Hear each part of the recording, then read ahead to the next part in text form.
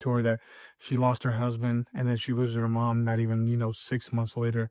So a lot of things just changed with my mom, like her attitude, the way she looked at things. She never wanted to get a job. We were living house to house, not even house, trailer park to trailer park, apartment to apartment. There were times where we were really, you know, fending for ourselves as, as kids.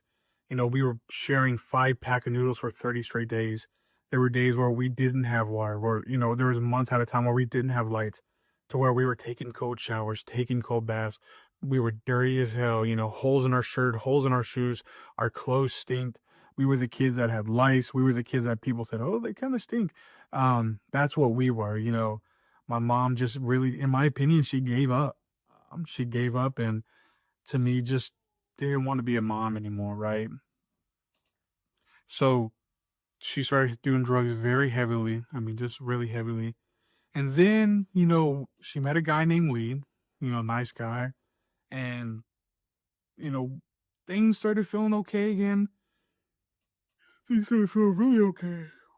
And then all of us, one day they let me know, my mom, pulled me aside and said, "Hey, actually, the guy that you thought was your dad that passed away, months ago, he's actually not your dad. And your real dad is getting out of jail soon. His name's George, and I would love for you to meet him. And I'm going to move in the house." And of course, as a little kid who thought he lost his dad, I was super excited. I was like, okay, I have a dad again. I have somebody that I can talk to about sports and just have a dad. I felt great again. Um, so I meet him. Well, first I started writing him. We write about things. He tells me his favorite team is the Miami Dolphins. So I'm super excited, right? I meet this guy. We go to get him from the jail. We pick him up when he gets released, and he comes live with us. And the first few days was great. He was acting like a real dad. We were bonding. We were getting to know each other. I was missing a few days of school to get to know him, and I felt great that I had a dad again.